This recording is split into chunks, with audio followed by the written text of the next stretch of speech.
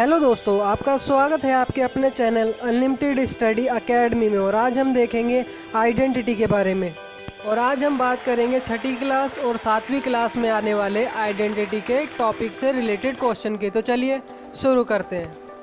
तो जैसा कि आप यहाँ देख पा रहे हैं, 6th क्लास में आपको सबसे पहले आइडेंटिटी में मिलेंगे दो संख्याओं के गुणन की क्रम विनियमता, या आप इसे इंग्लिश में कहेंगे cumulative of multiplication of two numbers, जिसमें आप ए बी को मल्टीप्लाई करें या बी ए को मल्टीप्लाई करें, इससे कोई फ़र्क नहीं पड़ता क्योंकि दोनों में आंसर सेम ही रहता है। जैसा कि आपको नीचे एग्जाम्पल दिख रहा होगा कि आप 2 गुना में 3 लिखें या 3 गुना में 2 लिखें, दोनों से आंसर आपका 6 ही आएगा। और ये मैंने आपको कई बार आइडेंटिटी के वीडियो में भी बताया है। और उसके बाद हमारा आता है डिस्ट्रीब्यूटिव ऑफ नंबर्स, जिसे हम हिंदी में कहते हैं संख्याओं की वितरणता, जैसा कि आप देख सकते हैं। और इसका एग्जाम्पल है, जब हम 7 को 38 से मल्टीप्लाई करेंगे तो हम 7 को डायरेक्ट 38 से मल्टीप्लाई ना करके पहले 30 से फिर 8 से मल्टीप्लाई करके उन्हें ऐड कर सकते हैं, जिससे हमारा आंसर जल्दी आएगा और गलत होने के चांस भी कम रहेंगे।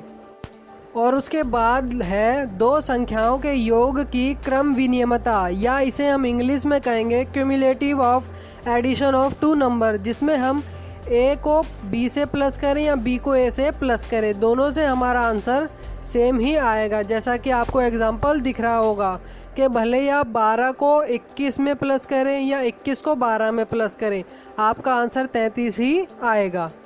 उसके बाद 7th क्लास में है समान पदों का जोड़ना और घटाना, जिसे हम इंग्लिश में कहेंगे adding and subtracting like terms.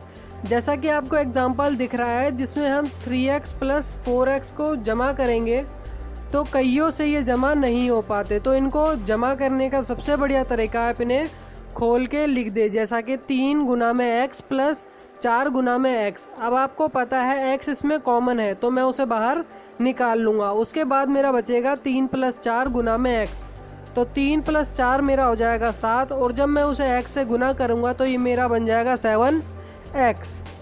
और ऐसा आप 2 या 2 से अधिक संख्याओं के लिए भी कर सकते हैं, और इसमें आप माइनस भी कर सकते हैं, जैसा कि आपको नीचे वाला एग्जाम्पल दिख रहा होगा। और ये है कुछ बेसिक रूल जो आपको याद होने चाहिए, क्योंकि आइडेंटिटी के साथ साथ आपके कई क्वेश्चनों में हेल्प करेंगे। तो पहला है a की पावर m गुना में a की पावर n। तो दोस्तों, जब भी बेस जो है हमारे सेम होते हैं तो पावर ऐड हो जाती है। दूसरा है a की पावर m भाग में a की पावर n। तो दोस्तों, भाग होने पर पावर माइनस हो जाती है। और जैसा कि आपको उसके बाद दिख रहा है, a की पावर m और ब्रैकेट के बाहर है पावर n, तो जब भी ब्रैकेट के बाहर कोई और पावर हो तो ये आपस में मल्टीप्लाई हो जाती है। और चौथा है a की पावर m गुना में b की पावर m। तो दोस्तों, यहाँ पर जो पावर है वो सेम है, तो इन्हें हम a b की पावर m लिख सकते हैं। तो चलिए देखते हैं इनके कुछ एग्जाम्पल। तो ये रहा इसका पहला क्वेश्चन कि t को जब हम t से मल्टीप्लाई करेंगे तो दोनों सेम है, तो इनकी पावर क्या होगी, ऐड हो जाएगी, जैसा कि आपको दिख रहा होगा। और दूसरे क्वेश्चन में भी हमारा सेम ही है, लेकिन इसमें 2 डिजिट है हमारे पास, एक 2 और एक a, तो हम इन्हें अलग अलग करके लिखेंगे। जैसा कि आपको दिख रहा होगा कि 2 की पावर 2 1 + 1 गुना में a की पावर 1 + में 1, तो ये मेरा बनेगा 2a² इंटू में a² 2, जिसे हम 4a² भी लिख सकते हैं, क्योंकि हमें पता है कि 2 गुना में 2 4 हो जाता है, लेकिन a गुना में a कुछ नहीं होता। उसके बाद है थोड़े डिफ़िकल्ट क्वेश्चन, जिसमें आपको दिख रहा होगा पहला क्वेश्चन, b को 4 बार गुणा किया गया है, तो हम लिखेंगे b और इसकी पावर 1 + 1 + 1 + 1, तो ये मेरा बन जाएगा b की पावर 4। उसके बाद जैसा कि आपको दिख रहा होगा, दूसरा क्वेश्चन में हमारे पास a भी है, c भी है, d भी है, तो हम इसे कैसे लिखेंगे, तो हम इसे लिखेंगे a, और जितनी बार a है उतनी बार हम ऊपर पावर ऐड करेंगे, और फिर हम c लिखेंगे और जितनी पावर है उतनी बार हम ऐड करके उसकी पावर लिखेंगे। और d के ऊपर कुछ नहीं है, तो जिसके ऊपर कुछ नहीं होता उसके ऊपर हम 1 लगाते हैं, तो ये मेरा बन जाएगा a की पावर 3 इंटू में c की पावर 4 इंटू में d, या हम बोल सकते हैं d की पावर 1। तो दोस्तों ये रहा हमारा नेक्स्ट रूल, जिसमें हम बात करेंगे डिवाइड की। आखिर डिवाइड में माइनस हम पावरों को क्यों करते हैं। तो दोस्तों जैसा कि आपको पहला क्वेश्चन दिख रहा होगा कि a की 4 डिवाइड में a की 2, तो हम a की 4 को ऊपर लिखेंगे और a की 2 को नीचे, और इन्हें हम क्या करेंगे, खोल के लिख देंगे। तो अब आपको पता है मल्टीप्लाई में अगर बटे में होता है तो ऊपर नीचे कट जाता है, तो हमारे पास बचेगा a इंटू a, जिसे हम लिख सकते हैं a की पावर 2। और आप इसे सिंपली लिख सकते हैं a की 4 डिवाइड में a की 2 इक्वल टू में a 4 माइनस 2। इससे भी हमारा आंसर a की पावर 2 ही आएगा। जैसा कि आप दूसरे में देख सकते हैं 10 की पावर 8 डिवाइड बाय 10 की पावर 3, तो इससे भी हमारा आंसर 10 की पावर 5 आएगा। उसके बाद जो तीसरा और चौथा क्वेश्चन है, इसका आंसर आप कमेंट बॉक्स में टाइप कर सकते हैं।